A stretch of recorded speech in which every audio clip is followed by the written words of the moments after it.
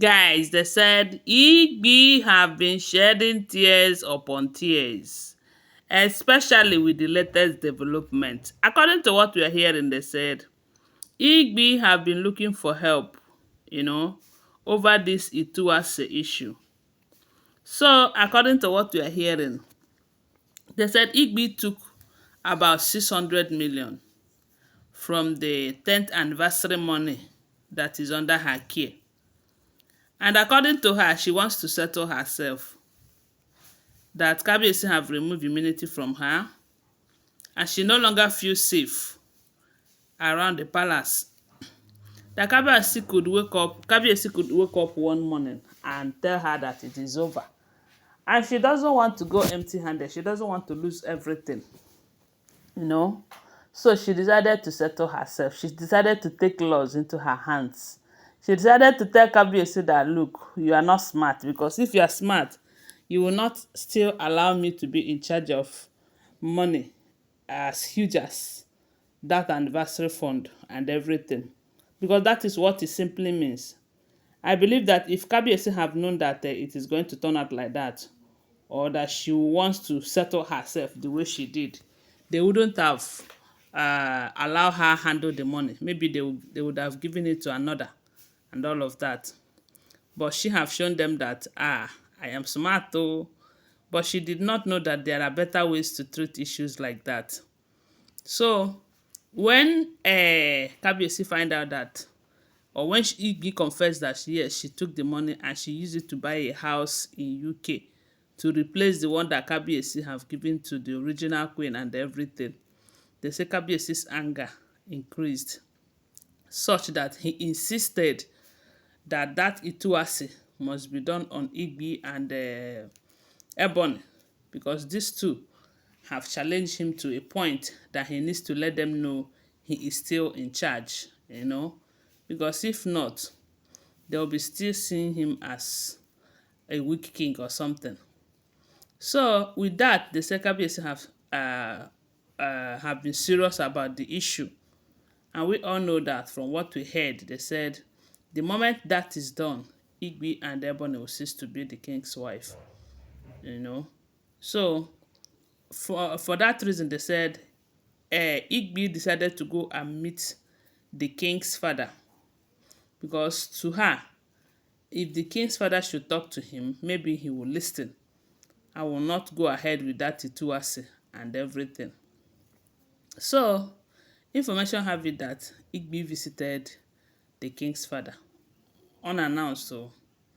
So when she got there, the man was so upset with her after hearing everything that she have done, how she took the money, how she have been planning to strike from the outside, how she have gone to different babalawos and everything. As a matter of fact, they said everything that has to do with Igbi right now irritates everyone, including the king's father, you know, because Igbi is getting worse by the day. When they thought about immunity removal, their aim of doing that was to see if that will be used to caution them or to put them in their place. And a lot of people believe that, assuming that these women humble themselves after that immunity removal, that maybe with time, Kabiyesi will restore their immunity. But instead of them to do that, they decided to be worst, because they said Ebony and Igbi got worst after the immunity removal. And for that reason, the Kabiyesi is not happy with them at all. So right now, when the king's father saw Igbi, they said he wasn't happy at all. The first thing he asked her was, "What are you doing here?" And Igbi was like, "Is this not my father-in-law's house again? Is it that I am no longer welcomed here?" And they said the king's father told her that you are no longer welcomed here, because right now you have prepared your bed the way you want to lie on it, and nobody knows your next mission. Because for someone to settle herself in a marriage like this, who knows her next plan before leaving? She might decide to strike or buy someone because she's not a good person. Her stories have not been a good one and all of that. So they said she was trying to talk to the king's father, letting him know that she have come to beg him to please speak to the king on her behalf.